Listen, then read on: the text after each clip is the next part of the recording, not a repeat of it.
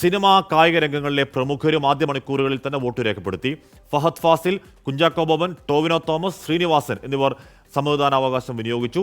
കേരളത്തിനൊപ്പം polling നടക്കുന്ന കർണാടകയിലെ ബംഗളൂരുവിൽ ഇന്ത്യൻ മുൻ നായകന്മാരായ രാഹുൽ ദ്രാവിഡും അനിൽ കുംബ്ലെയും വോട്ട് ചെയ്തു. ജനാധിപത്യത്തിന്റെ ഏറ്റവും വലിയ ഉത്സവത്തിൽ പങ്കാളികളായി തിരശീലയിലെ താരങ്ങളും. ആലപ്പുഴ സെന്റ് സെബാസ്റ്റ്യൻ UP സ്കൂളിലായിരുന്നു സംവിധായകൻ ഫാസിലിനും മകനും നടനുമായ ഫഹദ് ഫാസിലിനും വോട്ട്. തെരഞ്ഞെടുപ്പ് കമ്മീഷന്റെ SVEEP programme Kerala brand ambassador കൂടിയായ ടൊവിനോ തോമസ് ഇരിങ്ങാലക്കുട ഗേൾസ് സ്കൂളിൽ വോട്ട് രേഖപ്പെടുത്തി. ഇങ്ങനെ ഓപ്ഷൻ ഉണ്ട്, ഇതൊന്നും ഉപയോഗിക്കാതിരിക്കരുത് എന്നുള്ള എനിക്ക് പറയാനുള്ളത്. റൈറ്റ് ആൾക്കാരെ തന്നെ തിരഞ്ഞെടുക്കുക. നമ്മളുടെയും നമ്മളുടെ ഫ്യൂച്ചർ ജനറേഷൻസിൻ്റെയും ഒക്കെ ഗുണത്തിനും വെൽബീയിങ്ങിനും അത് ഭയങ്കര ഇമ്പോർട്ടൻ്റ് ആണ്. വോട്ട് ചെയ്യുന്നതിന്റെ പ്രാധാന്യം ഓർമ്മപ്പെടുത്തി കുഞ്ചാക്കോ ബോബനും ആസിഫ് അലിയും.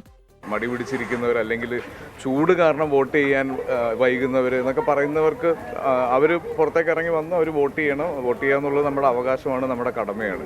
രാജ്യത്തിൻ്റെ വികസനത്തിൻ്റെ കൂടെയാണ് എപ്പോഴും ഞാനുണ്ടാവുക. അപ്പോൾ ആ രീതിയിൽ തന്നെ ഏറ്റവും നല്ല വിജയം വികസനത്തിന് വേണ്ടി നിൽക്കുന്നവർക്ക് ലഭിക്കട്ടെ എന്ന് ആശംസിക്കുന്നു. സന്തോഷം. ജനാധിപത്യത്തിന്റെ പോരായ്മകൾ പറഞ്ഞ ജനാധിപത്യ പ്രക്രിയയിൽ പങ്കാളിയായി ശ്രീനിവാസനും. ഏത് പാർട്ടി വെച്ചാലും നമുക്കെതിരായിരിക്കും.